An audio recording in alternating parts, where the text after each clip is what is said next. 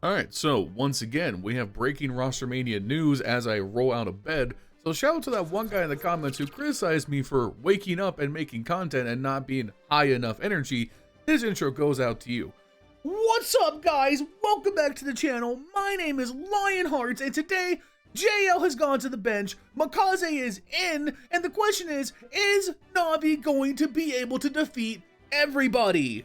Let's break down this insane roster news. Navi have 2 major MVPs on their bench. My wife moved back in with her mom, so make sure you hit that like button and you subscribe, and let's get right into the news! Anyway, now that I've shredded my vocal cords, make sure you guys take a second, leave a like, leave a comment down below, and subscribe to the channel if you haven't already. I'll be at 10k subs by the end of the year. And lastly, I would like to thank today's sponsor. This video is sponsored by Skins Monkey, a CS2 trading website. You put in the skins that you want to trade, you select what you want, you use my code LionHeartZ for up to $5 off, or click the top link in the description, and boom, new drip. Nice. You can also use my code for a 35% deposit bonus if you want to buy with real money. And they have a free section with cool giveaways. So check the top link in the description, use my code to buy 15 Dragon Lores to let them know I sent you their way, and thank you to Skins Monkey for sponsoring this video. Now, the interesting part about this news is that we've essentially just been waiting to hear who Makazze is going to replace for a while now, as Navi announced about a week ago that Makazze would be getting promoted to the main roster. We just didn't know for who. I'm not really sure why Navi decided to wait this long to kind of separate the 2 moves. I don't know if there was maybe more internal discussion still happening or what, but they kind of just like kept baiting people for when they were going to drop it. They kept on hyping it up for some reason, which I think is just kind of weird from a social media perspective. Like, they made it a big spectacle, which I don't know. It just kind of feels weird to make it like, oh my god, guys, you won't believe what news is going to happen soon. Our social media manager just saw the move and he can't believe it. When you're talking about removing one of your major winning core, you know, these players, for good and ill, whatever you want to say, are all pretty beloved by Navi fans. I don't know, I kind of felt really weird about the whole news rollout. Anyways, we now know who Makazze is coming in for, and it's JL. At the end of the day, by all speculation, there were 2 names for sure on the chopping block for Navi, and it was JL and Emma, and I do believe you could make a fair argument for either player needing to leave at this point in Navi's trajectory. JL, I think, was probably the more correct player to bench for a variety of reasons, so I think Navi have kind of done the best they could.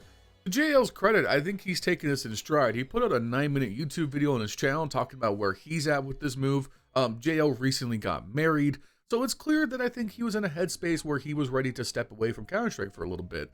Eventually, real life does crop up, so I actually have a lot of respect for JL for coming to the decision more or less on his own accord to realize that maybe it's time for him to step away for a second. JL is a very cool dude. He seems very chill by all accords, and to be honest with you, JL, you could kind of do whatever you want at this point. You could be a streamer, you could be a personality, you just have a lot of opportunities ahead of you that may not necessarily involve you being a player. So I do respect that you're like, hey, I'm not mentally in the right place, the team's not doing the right thing, I just got married, I'm going to take 6 months off and kind of focus on other things and allow Navi to look at other prospects. I think that's a really mature thing for him to have done. And honestly, I really do wish the best for him in these times. I hope he enjoys the rest of his honeymoon and him and his wife can get, off to their, next step as a couple into the best spirits they can. As a last footnote, let's talk a little bit about JL's tenure in Navi so far. Obviously, he is the major MVP from Copenhagen. He had that amazing grand finals, had an amazing major in general. He ended last year as an HLTV top 5 player, which is genuinely incredible. He was a main point in why Navi was the dominant team of last year.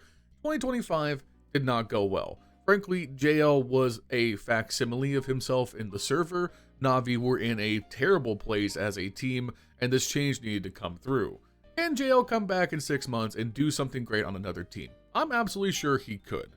It's just clear that his time in Navi was at an impasse, and again, I really want to emphasize this point. I think it takes a lot of emotional maturity to kind of come to that agreement mutually and realize it's time to step back and let someone like Makazze step in.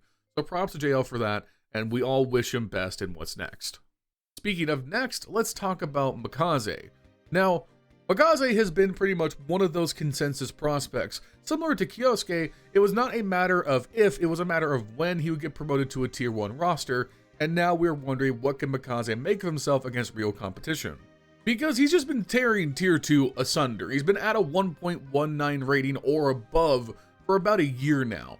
NAVI Jr. as an academy roster has gotten so good that they're just winning tournaments now. Like, they're not just an academy roster, they're like door knocking on, I think, the top 30 or top 20 in the world rankings. They like just beat NIP in a CCT a few weeks ago. So like NAVI Jr. were tearing shit up, and Makazze was the chief reason they were doing it. So he should be an incredible prospect, but once again, we have to kind of stifle expectations because what will he do at LAN versus tier 1 competition? And most importantly, what will he do, not necessarily at the first event, but the second and third when teams will start prepping for him? Because that's going to be the sticking point. It's very easy on your first tournament to come out the gate hot. It's when teams know to expect you that we get to see what you're really made of. Makazze passes the eye test in pretty much every way you could ask for. He looks really solid in the server. I'm impressed with every POV I've ever watched him play from. He seems like an incredible prospect. The question is it enough? And I'm going to be honest with you, I don't think it is. And this is less a criticism of Makazze, but more so the dire situation that NAVI find themselves in. What is the number one criticism for NAVI that we have had pretty much the entire time they've been slumping? Their lack of a top 20 superstar player in the server. Makazze, as a rookie, is very low odds to strike out and become a top 20, top 10 player in the world. Not everyone can just be Donk, Munisi, or Zaiwu. It's very rare for that to happen. Now, if it does, NAVI gets a lot more deadly, but that remains to be seen. Overall, I would expect Makazze to be very good, but to be that good out the gate, I don't want to pile those expectations onto his shoulders. The reality is, NAVI are probably still underpowered by rifling power compared to most teams in the top 10, even with this addition. And that's even before we get to the reality that the roles aren't exactly going to be a seamless transition, as JL and Makazze play almost entirely different spots on every single map. There's going to be some shuffling around that Alexi B and Blade have to manage, but they're the best two minds in Counter-Strike damn near, so I'm sure that's not going to be the biggest issue, but it's one worth raising. But again, past Makazze, you still have the problem of Emma, Bit, and Wonderful just having not been good enough for about 6 to 8 months. It feels like NAVI might still be one more move, maybe more, from being a truly legit top 5 team in the world.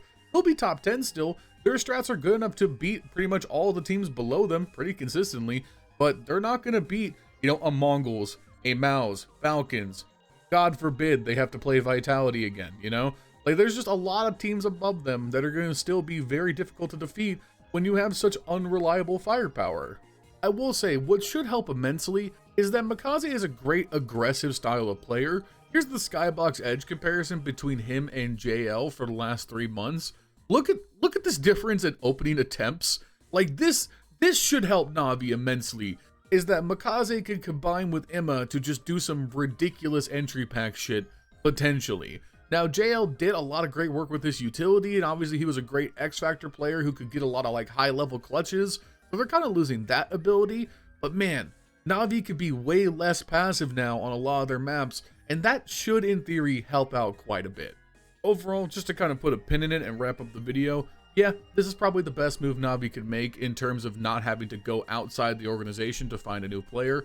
I do think ultimately, NAVI are still at a crossroads where I could make the fair argument that Simple would just be objectively the injection of firepower and X Factor they need, but would he fit in the system is always the inevitable question. I think they're going to have to address this at some point. Until Simple is no longer on this org, he is going to be the looming shadow and the giant question mark, because if you need star power, Simple is right there. Other than that, I do think Emma, maybe Bit, maybe Wonderful, probably needs separate replacements at some point. There's just more work to be done with this roster, I think. Makazze is going to help, but I kind of feel like we're just kind of slapping tape over holes on the sinking ship. Anyways, if you guys like this RosterMania news, you can show me by leaving a like, leaving a comment down below, and subscribing to the channel if you haven't already. Helps out immensely in the YouTube algorithm. Help me reach 10k subs by the end of the year. Thank you to Skins Monkey for sponsoring this video. You check the top link in the description. You go to trade on their website. you can get up to $5 extra in trade value up to a trade of $100 or more, as well as a 35% deposit bonus if you decide to fill it with real money. Thank you to Skins Monkey. Thank you to my channel members Justin, Jesse, Furley, Milan Berta, Bubblesj, Dr. Cody, Patatas Kaftesi, PTR, B1 Games, Cody Foxworthy, Justin Vegt, I'm Flashbang, Snowy White, Rowdy, Vergil'sPlasticChair, LBKcs, Snax Enjoyer, Crunchy Water, and zerotwocs. If you want to become a channel member, you can do so. Links down below. $5 to get in the video just like as well as customer on the creators. So make sure you follow me on Twitch.tv/. See you soon. Bye.